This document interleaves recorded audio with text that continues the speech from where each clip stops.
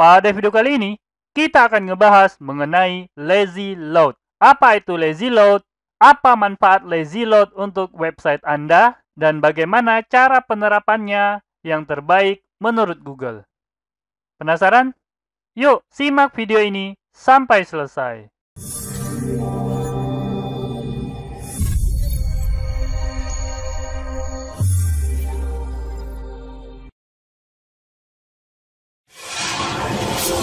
Assalamualaikum warahmatullahi wabarakatuh. Ketemu lagi bersama saya, Kananda Kurniawan, dan masih di channel kita Pro Jasa Web.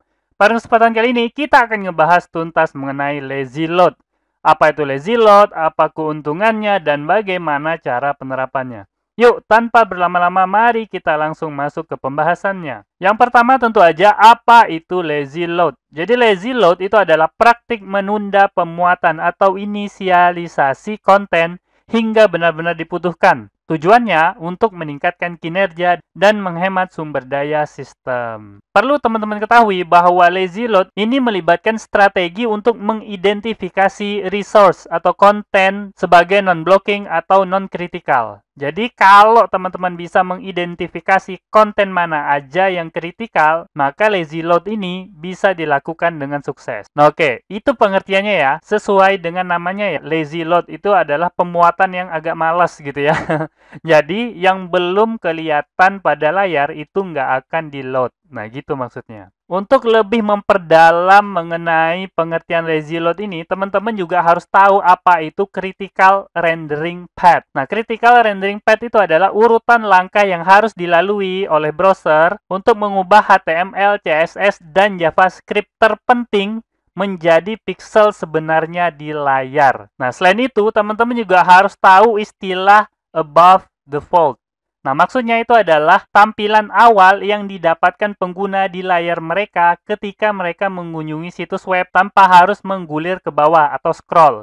Nah, ini bisa teman-teman bayangin kayak teman-teman beli koran atau ngelihat koran gitu ya. Nah, ini seperti pada gambar itu ya di samping. Kalau teman-teman pertama kali beli koran, kemungkinan besar korannya akan dilipat. Nah, lipatan bagian depan itu biasanya ada headline news-nya, ada judul besarnya yang paling menarik dari sebuah halaman. Nah, ini biasa disebut above the fold pada koran. Nah, begitu juga pada website atau pada aplikasi. Nah, website teman-teman begitu di-load, itu yang tampak itu kan bagian atasnya aja. Nah, itu biasanya kita sebut above the fold. Jadi, bagian dari website yang nampak ketika pertama kali di-load, tanpa teman-teman harus scroll. Kalau udah di-scroll, itu bukan above the fold lagi ya. Nah, disinilah lazy load berperan ya. Karena yang di-load itu hanya bagian-bagian atau konten-konten yang dilihat oleh pengunjung, above the fold, maka bagian-bagian yang tidak dilihat oleh pengunjung pertama kali itu nggak di-load. Nah, disitulah lazy load berguna. Lazy load itu mampu. Nah, ini merupakan contoh above the fold dari sebuah artikel di Pro Jasa Web ya. Nah, ini bisa teman-teman lihat yang tampak itu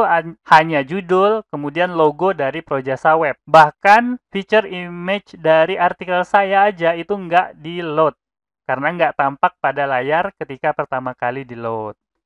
Oke, saya harap teman-teman udah mulai mengerti mengenai lazy load ini apa gitu ya. Selanjutnya, manfaat dari lazy load. Yang pertama itu mengurangi initial load time. Tentu aja karena konten yang di-load itu berkurang, jauh berkurang malah ya. Nah, oleh karena itu, waktu yang diperlukan pun tentu akan jauh berkurang karena konten yang di-load itu sedikit banget. Nah, oleh karena waktunya berkurang, maka website teman-teman itu akan terasa jauh lebih cepat.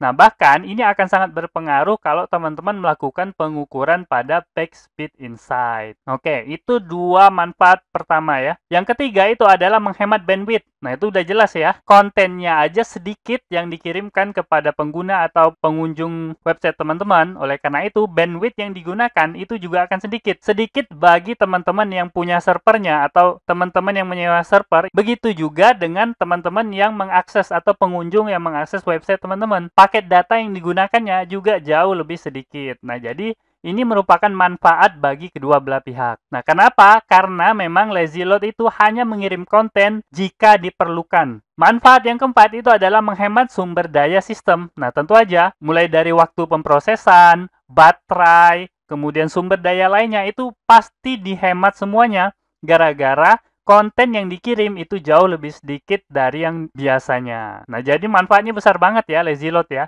Oleh karena itu, teman-teman sebisa mungkin menerapkan teknik lazy load ini pada website masing-masing. Nah, oke. Setelah kita tahu berbagai manfaat dari lazy load ini, tiba saatnya kita membahas cara penerapan lazy load pada website. Ada beberapa cara yang bisa teman-teman gunakan untuk menerapkan lazy load pada website. Nah, ini merupakan cara yang pertama. Cara yang pertama itu adalah native lazy load. Nah, kenapa disebut native? Karena teknik ini merupakan teknik lazy load yang memanfaatkan fitur dari browser. Jadi kita nggak perlu menambahkan script apapun, CSS apapun, JavaScript apapun, tapi udah ada langsung dari browsernya. Native lazy load ini kalau dalam bahasa Google disebut browser level lazy loading. Fitur ini pertama kali dirilis oleh Google itu tanggal 6 Agustus tahun 2019. Kalau saya nggak salah ya. Yang jelas artikel rilisnya itu tanggal 6 Agustus tahun 2019. Jadi belum lama ya penerapannya ya. Wajar kalau ada teman-teman yang belum tahu mengenai native lazy load ini. Perlu teman-teman ketahui, native lazy load ini itu terhubung sama Chrome ya, sama browser Chrome. Fitur ini tersedia pada Chrome 7.6 ke atas. Jadi sebelum Chrome 7.6, maka teman-teman nggak akan bisa menerapkan native lazy load ini. Nah, tapi teman-teman jangan khawatir ya. Native lazy load ini nggak hanya didukung oleh Chrome. Jadi udah banyak banget browser yang mendukung native lazy load ini. Karena apa? Karena native lazy load ini atau browser level lazy load ini merupakan kesepakatan bersama ya. Bukan hanya punyanya Google. Oke. Yang penting dari native lazy load atau yang khas dari native lazy load itu tidak perlu kode tambahan, hanya perlu menambahkan sebuah atribut. Oleh karena itu, native lazy load ini merupakan cara yang paling dianjurkan oleh Google. Nah, kalau teman-teman pengen menerapkan lazy load, sebisa mungkin menerapkan menggunakan native lazy load. Artinya apa? Artinya teman-teman nggak perlu kode tambahan sama sekali. Hanya perlu menambahkan atribut aja pada konten-konten yang perlu di lazy load-kan. Nah, seperti apa contohnya dari atribut lazy load ini? Nah, ini dia contohnya. Contoh ini langsung saya ambil dari Google, dari websitenya web.dev. Nah, ini sama persis contohnya. Silakan teman-teman amati. Nah, itu kan ada atribut tambahan yaitu atribut loading. Kemudian isinya itu lazy. Nah, maksudnya apa? Jadi, image ini harus di-loading menggunakan lazy load. Mudah aja kan? Jadi gampang banget, nggak perlu kode tambahan, hanya perlu menambahkan atribut ini pada bagian image teman-teman. Nah, buat teman-teman yang penasaran, kalau pengen baca langsung rilis dari Google-nya, teman-teman silakan kunjungi artikel yang ini ya. Artikelnya tertanggal 6 Agustus, teman-teman tinggal ketik aja di Google judulnya, pasti akan langsung muncul artikel dari Google ini. Oke, kita lanjut. Masih tentang native lazy load, jadi masih cara penerapan yang pertama ya, native lazy load. Jadi native lazy load ini punya beberapa nilai. Yang pertama lazy, yang tadi udah kita contohkan ya. Lazy ini artinya mengaktifkan lazy load. Kemudian ada juga eager. Kalau eager, teman-teman memasukkan nilainya eager, maka konten tersebut akan langsung dimuat dengan segera. Atau teman-teman bisa memasukkan auto, yaitu browser yang menentukan apakah pakai lazy load atau enggak. Nah, contohnya gimana nih? Contohnya loading lazy. Nah, ini seperti tadi itu ya contohnya. Contohnya mirip sama persis dengan apa yang dicontohkan oleh Google tadi. Jadi loading, isinya lazy. Tapi kalau ada gambar atau apapun yang teman-teman pengen langsung di-load tanpa menggunakan lazy load, itu teman-teman tinggal ubah isinya menjadi loading eager gitu. Nah, jadi gampang aja ya. Gampang aja kalau teman-teman tidak ingin mengaktifkan lazy load-nya. Nah, oke. Itu merupakan cara pertama untuk menerapkan lazy load. Kita masuk ke cara yang kedua. Cara menerapkan lazy load dengan JavaScript library. Cara penerapan dengan JavaScript library ini merupakan cara yang udah lama banget dipakai ya. Udah lama banget dan udah banyak banget library JavaScript yang mendukung lazy load. Jadi kalau teman-teman searching di Google, JavaScript library lazy load, wah itu banyak banget hasilnya. Nah, salah satunya yang bisa teman-teman pakai itu Lozat.js. Nah, Lozat.js ini juga kelebihannya ya cepat, mudah digunakan, dan lain sebagainya. Nah, kalau teman-teman akses halaman resmi dari Lozatnya, itu menyebutkan bahwa Lozat.js itu pernah masuk dalam dokumen resmi Google untuk lazy load. Jadi direkomendasikan oleh Google gitu. Nah, tapi setelah saya cek halaman resmi dari Google-nya, itu untuk saat ini udah nggak dicantumkan lagi. Saya nggak tahu kenapa, tapi udah nggak dicantumkan lagi ya, Lozat.js. Yang kedua itu adalah lazy size. Lazy size. Nah, ini juga keren banget JavaScript library-nya. Teman-teman bisa cari dan masih bisa teman-teman gunakan dengan sangat mudah. Yang terpenting dari lazy size ini adalah otomatis menghitung atribut dimensi untuk gambar responsif. Nah, artinya ini bisa diterapkan di desktop, atau di gadget, atau di tab, atau di berbagai ukuran layar gitu yang jelasnya. Jadi gambar responsif, ini lazy size itu otomatis menghitung ukuran gambarnya. Jadi menarik banget ya. Kemudian yang menarik juga, ini merupakan bahan perbandingan saat Google membuat native lazy load yang udah kita bahas yang pertama tadi. Nah, ketika Google membuat native lazy load, bahan perbandingannya itu lazy size. Nah, coba teman-teman akses panduan resmi dari Google. Nah, kelihatannya seperti ini ya. Semoga aja kelihatan nih ya. Nah, ini salah satu perbandingan Google itu adalah lazy size. Bahkan kalau teman-teman lihat, itu jumlah kilobyte-nya itu lebih kecil daripada native lazy load yang udah kita bahas pertama tadi. Artinya, lazy size ini bahkan lebih kecil ukurannya daripada yang native. Nah, menarik bukan? Nah, penggunaannya mudah dan jumlah downloadnya juga lebih kecil. Oke, itu merupakan cara penerapan lazy load yang kedua. Nah, buat teman-teman yang penasaran, bagaimana dengan WordPress? Nah, ini dia pembahasannya ya. Cara penerapan lazy load pada website, khususnya website berbasis WordPress. Nah, buat teman-teman yang udah pernah nyoba, pasti tahu ya, lazy load pada WordPress itu gampang banget kalau penerapannya menggunakan plugin WordPress. Nah, tapi mulai WordPress versi 5.5, native lazy load itu sudah diterapkan secara default. Artinya teman-teman nggak perlu install plugin lagi. Native lazy load udah langsung diterapkan. Dan itu, seperti yang udah saya sampaikan, native lazy load itu merupakan cara terbaik menurut Google untuk menerapkannya. Karena nggak perlu script tambahan. Nah, jadi menarik banget ya. Jadi buat teman-teman yang menggunakan WordPress, berbahagialah. Karena nggak perlu script tambahan, lazy load udah otomatis diterapkan oleh WordPress. Tapi ada satu catatan, jadi penerapan native lazy load pada WordPress itu ada sedikit masalah. Ini masalahnya agak lumayan panjang penjelasannya, saya nggak akan bahas pada video ini. Mungkin pada video berikutnya ya. Video setelah ini yang rilis di channel Projasa Web ini akan membahas masalah pada native lazy load. Itu akan lebih dalam lagi kita bahas hingga pada contoh-contohnya dan solusinya. Nah, tapi yang jelas pada penerapan native lazy load di WordPress ini itu ada sedikit masalah. Nah, oleh karena itu ada beberapa orang yang masih memilih menggunakan plugin WordPress. Nah, plugin apa yang bisa digunakan? Ya, banyak banget ya yang jelas plugin WordPress untuk lazy load. Teman-teman bisa pakai A3 Lazy Load. Saya dulu pernah menggunakannya juga. Ini bagus banget ya A3 Lazy Load ini.